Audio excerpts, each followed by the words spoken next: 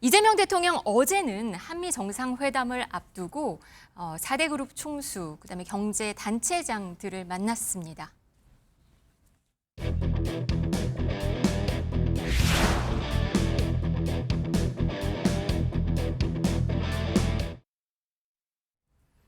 네, 어제 이 자리에서는 K1팀을 얘기했다고 해요. 이재명 대통령 경제계 대표들 다 만난 자리였어요. 네, 사실 정부 간 관세 협상은 이제 큰 틀에서 마무리가 됐고요. 가장 큰 관심사는 이제 방미 기간 중에 발표하게 될 우리나라 기업의 이제 미국 내 직접 투자 규모입니다. 사실 그 관세 협상 끝나고 나서요, 트럼프 대통령이 자신의 SNS 트루스 소셜에다가 이런 얘기를 했어요. 한국은 그들의 투자 목적으로 거액을 투자하기로 합의했다. 총액은 향후 이재명 대통령이 양자 회담을 위해 백악관을 올 때 발표될 것이라고 했거든요. 네. 여기서 거액을 투자하기로 합의했다라고 했을 때 우리가 정부 차원에서 합의한 3,500억 달러 플러스 1,000억 달러의 에너지 수입, 이거가 아니에요.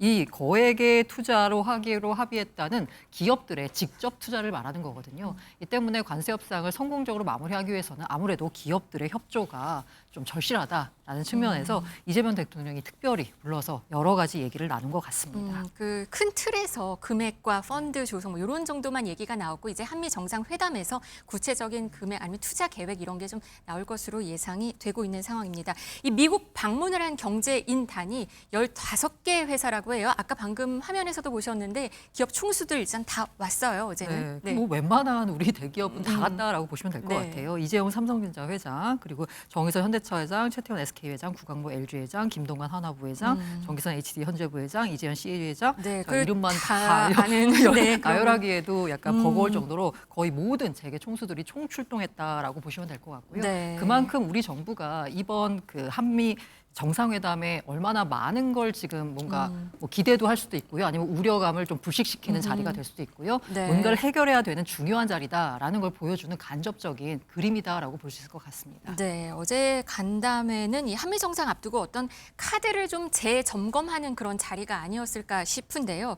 트럼프 2기 행정부 동안 이 대미 투자 규모만 하더라도 4대 그룹만 봤더니 최소 120조 원 정도 된다고 해요. 네, 맞습니다. 네. 뭐 삼성전자는 이미 텍사스에다가 그 파운드리 공장을 반도체 파운드리 공장을 짓고 있잖아요. 네. 근데 뭐 재밌는 거는 거기에 그 테슬라하고 그다음에 애플이 고객이 되기로 했잖아요, 네, 이미. 네, 그렇죠.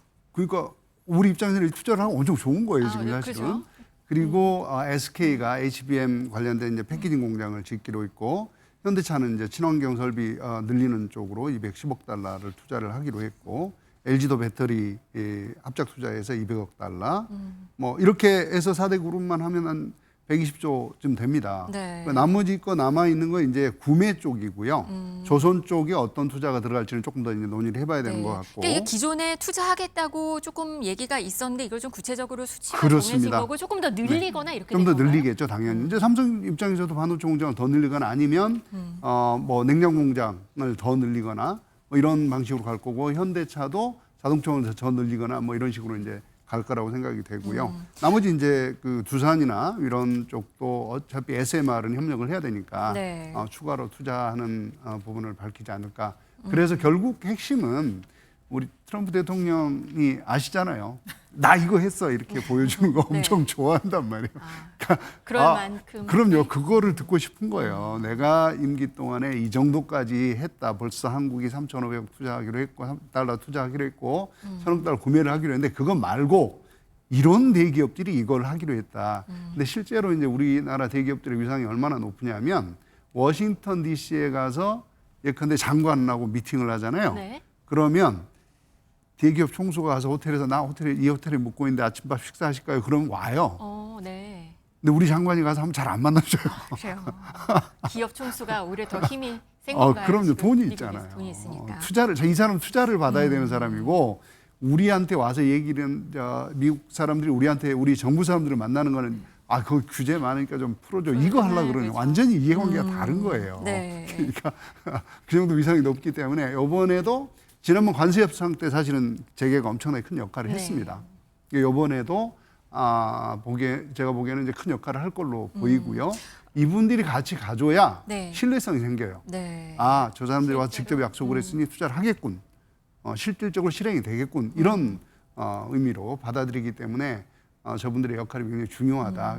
대통령께서 저분들에게 원팀 해달라고 한 거는 아주 좋은 부탁이라고 봅니다. 네, 15개의 사였어요. 아까 보니까 잠깐 말씀하셨는데 이게 HD 현대 한화그룹 같이 가는 거 보니까 이 그쵸, 마스카 그쵸. 프로젝트니까 미국 조선업을 다시 부활시키는 여기에 뭔가 이들 그룹이 좀 들어가겠네요. 그럼요. 지금 뭐 자세한 거 나온 거는 아직은 없는 거죠. 아직은 없습니다. 이제 워낙에 요거는 사실은 마스가 쪽은 우리가 얘기한 3,500억 달러 투자에 들어가 있는 거예요. 그러니까 별도 투자로 들어가는 건 아니고 네. 3,500억 달러 중에서 약 2,000억 달러 또는 1,500억 달러 정도가 나눠서, 조선업에 투자를 네. 될 거다. 근데 그게 조선소를 거기서 인수합병을 하게 되고 짓게 되고 뭐 이런 쪽으로 들어갈지 MRO를 하게 되는데 추가로 지원을 하게 될지 뭐 이런 네. 거는 조금 더 논의를 해봐야 되는 걸로 나와 있습니다. 네. 그런데 이게 대미 투자 확대를 미국이 워낙에 거세게 압박을 하다 보니 지금 금액이 이렇게 높아진 건데 다만 국내 산업 공동화에 대한 우려도 있는 게 사실입니다. 근데 어제 간담회에서 이 얘기도 살짝 나오긴 했나 봐요. 네, 앞서 이제 15개의 기업들 보여드리면 사실 그 기업 명단을 보자면 사실 대학생이 가장 취업하고 싶어하는 그런 기업이기도 그렇죠. 합니다. 대기업. 그럼 네. 그런 기업들이 한국의 일자리를 만들어야지 양질의 일자리가 생기는 건데 네. 미국에다가만 투자하게 되면 사실 기업이 투자할 수 있는 자원은 한정돼 있거든요. 그런데 그걸 미국에다만 배분한다라고 하면 국내 일자리는 사실 더 축소될 수밖에 네. 없어요. 이 점을 우려했기 때문인지 이재용 회장은 간담회에서 대미 투자와는 별개로 국내에서도 지속적으로 양질의 일자리를 창출하고 고부가 가치 산업을 육성할 수 있게 관련 투자를 지속하겠다라고 했고요. 서정진 셀트리온 회장 역시 그 위기가 오히려 기회가 될 수 있다라면서 미래 산업을 준비해야 된다라서 국내 투자 의지를 밝히긴 했는데 네. 사실 정부에다가 얘기를 하는 기업인들 입장에서는 국내에도 양질의 일자리를 만들겠어요라고 얘기는 할 수 있겠지만 실질로 들어갔을 때 앞서 말씀드린 대로 한정된 자원을 배분할지의 문제인데 미국 쪽으로 배분을 신경 쓰다 보면 국내 일자리가 줄어들지 않을까라는 부분 사실 걱정되는 네, 부분이긴 아무래도 합니다. 소홀해질 수도 있는 부분이죠. 구체적인 좀 계획도 좀 같이 나오면 좀 좋지 않을까라는 생각도 듭니다. 그런데 어제 간담회 여당이 노란 봉투법 그리고 더 센 상법 개정안을 이달 안에 통과시키다고 예고한 상황에서 이루어졌습니다. 그래서 어제 국회 앞에서는 노란 봉투법 관련해서 집회도 있었다면서요. 경제 6단체 그리고 업종별 단체 대표 등이 국회 앞에 모여서 노란 봉투법 이거 시행 안 했으면 좋겠는데 정 시행을 하더라도 1년은 유예해달라라는 식으로 정부에 호소하고 나섰습니다. 네. 근데 어제 그 이재명 대통령과 기업 총수들이 이제 간담회를 했잖아요. 네. 그 장면을 두고 아니 기업 총수를 불러서 부탁을 하는 자리면 기업들한테 뭔가 당근이라도 줘야 되지 않겠냐. 이 당근이라고 하는 게 앞서 말씀드린 그 노란 봉투법에 대한 조금 뭐 1년 유예라든가 네. 아니면 노란 봉투법에 들어가 있는 좀 규정을 조금 기업 친화적인 쪽으로 바꾸는 걸 요구했었는데 네. 어제 이제 기업 측에서 나온 볼멘 소리는 부탁을 하면서 채찍까지 줬다라고 해서 조금 불만을 드러내기도 했습니다. 네, 어제 오후에도 하루 종일 그런 집회가 있었던 것 같습니다. 노란 봉투법 이게 노조법 개정안인데요. 왜 어떤 거고 그러면 왜 이렇게 반대를 하는 어떤 문제가 있는 건가요? 그러니까 노조법 2, 3조거든요. 네. 그러니까 노사 협상의 범위를 지금은 자기네 회사만 하고 있는데 이제 하청업체까지 포함을 해라 이렇게 되니까 재계 입장에서는 아니 그거를 단체 교섭을 그럼 어떻게 하라는 얘기야. 어마어마하게 많은 하청업체 노조들이 있을 텐데 그 노조들하고 다 협상을 하라는 얘기야. 네. 이렇게 이제 얘기를 하고 있는 게 하나고요. 네. 두 번째는 그 손해배상 범위예요. 노조가 파업을 했다거나 이렇게 됐을 때 노조나 노동자에 대해서 손해배상 범위 자체를 제한을 하는 겁니다. 네. 그래서 지금은 이제 예컨대 뭐 한 100억, 200억, 300억 또는 1000억 이렇게 하면 노조에서 갚을 방법이 없잖아요. 그래서 네. 이제 그런 것들을 제한하는 것이라서 그러면 그렇게 파업을 세게 해서 손해를 끼쳐도 손해배상 범위를 제한하고 협상도 엄청나게 많은 여기 하청업체 기업들하고 하기 그러면 우리가 어떡하라는 얘기냐 이런 논란이거든요. 그런데 네. 이제 여기서 한 가지 이제 중요한 게 얼마 전 대법원이 이런 판결을 했어요. 실제로 원청이 하청 노동자가 사망했을 책임을 져야 한다. 산재가 발생하면 책임을 져라. 네. 이렇게 판결을 했단 말이에요. 근데 이게 지금 트렌드예요. 전 세계적인 흐름이기도 하고 ESG 네. 흐름이기도 하고. 네. 그래서 사실 이제 이게 지금 굉장히 많은 부담을 기업들한테 줄 거긴 하지만 기업들도 여기 대응을 해 나가야 되고 이 반면에 우리 이 대통령이 얘기한 뭔가 아까 당근 말씀하셨잖아요.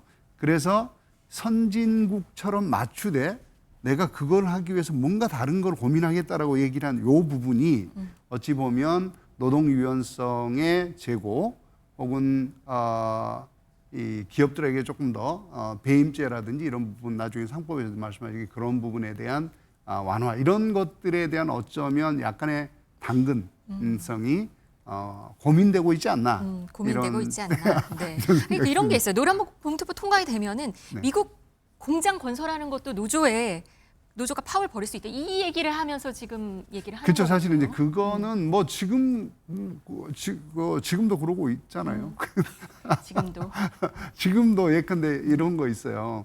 A라는 공장이 생산하던 차종을 B라는 공장으로 가져가려고 해요. 그러면 노조에서 반대하면 못 하거든요. 그러니까 이 정도까지 우리가 엄청나게 심해요. 네. 그런 것들은 이미 알고 있는 얘기들이고 단지 이 시점에서는 중요한 게 약자들의 권리를 보호하는데 조금 더 초점을 두는 방향으로 가고 있는 거고 반대로 그 반대 방향에서 그러면 기업들의 권리를 기업들의 기업할 권리 또는 기업들의 성장을 도모할 무엇인가 당근은 내놔야 되지 않겠습니까?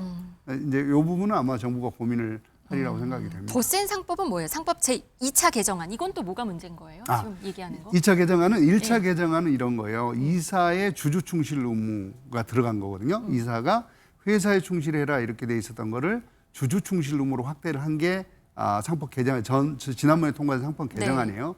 근데 이거를 실제로 실행을 하려면 이사가 독립적이어야 되잖아요. 특히 감사가 독립적이어야 되거든요. 그래서 이번에는 감사를 투표를 할 이사를 뽑을 때 첫 번째 이사를 뽑을 때 집중 투표제를 넣습니다. 그러니까 집중 투표제라는 건 뭐냐면 이사를 3명 뽑는다. 그럼 기존에는 한 주당 1표예요. 그런데 이사를 3명 뽑기 때문에 한 주당 3표를 줍니다. 그러면 소수 주주들은 이 3표를 한 사람한테만 다 투표를 하는 거예요. 그러면 그 사람이 이사가 될 가능성이 높겠죠. 이렇게 만들어준 게 집중투표제, 요게 이제 들어간 거고요. 네. 두 번째는 이제 감사위원 분리선출제입니다. 과거에는 1명만 분리선출하면 되는데 이제는 2명을 분리선출해라. 그런데 이때 대주주와 그 특수관계인을 포함해서 의결권을 행사하는 게 3%로 제한이 돼요. 그러니까 대주주 입맛대로 감사를 선출을 못하게 되는 거죠. 이게 두 가지 의미가 있네요. 옛날에는 이사로 선임을 하고 감사로 별도로 임명을 하면 돼요. 감사위원회를 두면 되니까. 근데 이번에는 감사위원을 별도로 뽑아라. 그것도 3% 의결권만 가지고 이렇게 하고 있는 거거든요. 그래서 사실은 이제 이 이사회의 독립성 강화라고 하는 측면, 앞서서 말씀드린 이사의 주주 충실 의무를 구체적으로 실행할 수단으로서 이사의 독립성을 보장하는 두 가지가 집중투표제와 감사위원 분리선출 이 두 가지가 통과된 것이다. 기업들은 신속한 의사결정이 어려워질 거다라면서 불만과 우려를 표명하고 있는 상황인데요. 아까 말씀하신 대로 이재명 대통령은 근데 이 우려와 관련해서는 원칙적인 부분에 있어서는 선진국 수준으로 가겠다라고 말을 했다고 합니다. 한번 대변인 목소리 들어보시겠습니다. 그 상법이나 노란봉투법 같은 경우는 대통령께서 이런 식의 언급은 하셨습니다. 어떤 점에서 원칙적인 부분에 있어서 선진국 수준에 있어서 맞춰가야 될 부분도 있고, 그리고 세계적 수준에서 그리고 노동자라던가 혹은 상법 수준에 있어서 맞춰야 될 부분들은 원칙적으로 지켜야 될 부분들이 있고, 한편으로 그와 다른 부분에서 기업에 있어서도 좀 더 규제를 철폐한다라던가 혹은 배임죄 같은 부분에 있어서의 완화를 한다라는 측면에 또 다르게 맞춰가야 될 부분들이 있다. 이런 말씀을 하신 적은 있습니다. 네, 노란봉투법 관철 의지로 보이기는 하는데요. 다만 또 다르게 맞춰가야 될 부분이 있다. 이렇게 좀 여지를 남겼어요. 그렇다면 어떻게 보면 다른 기업 규제를 완화할 수도 있다라고도 해석을 할 수 있는 건가요? 네, 앞서 교수님께서 말씀 주신 대로요. 이게 뭔가 그 노란봉투법 같은 경우에는 노동자의 권익을 보호하는 거잖아요. 그러면 이제 경영자의 권리를 보호하기 위해서 우리 시장에 굉장히 부족한 노동 유연화 관련돼서도 뭔가 제도를 도입할 수 있다는 거고요. 네. 상법 개정안 같은 경우에는 어떻게 보자면 지금까지 있었던 기업의 경영권에 대해서 조금 뭔가 제동을 거는 그런 조치잖아요. 이에 대해서는 요거 혹시 그 배임죄 같은 부분에 있어서 너무 광범위하게 적용돼서 기업들의 활동하기가 어려운데 요거를 조금 완화해 주면서 기업들의 활동 여지도 열어주겠다라고 하면서 양쪽의 균형을 맞추겠다는 양쪽의 입장을 들은 대통령의 결정이 아닐까라는 생각이 듭니다. 네, 알겠습니다.